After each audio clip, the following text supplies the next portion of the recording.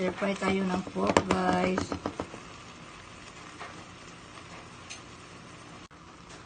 So, nilagyan natin ng okra. Tapos lagyan natin mamaya ng ampalaya.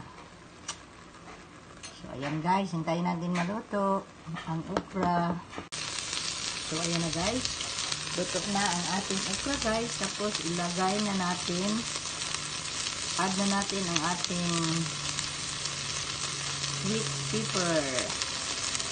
At saka, bitter melon, yung ampalaya natin. Hintayin natin na medyo mag-brown na yung pork guys. So, ayan guys, nag-brown na siya. Pwede na natin lagyan ng olive oil. Ayan guys, lagyan natin ng olive oil guys. Ayan. Tapos, lagay na natin ang ating sweet pepper at ampalaya. Ayan guys, mga simpleng luto lang yan guys.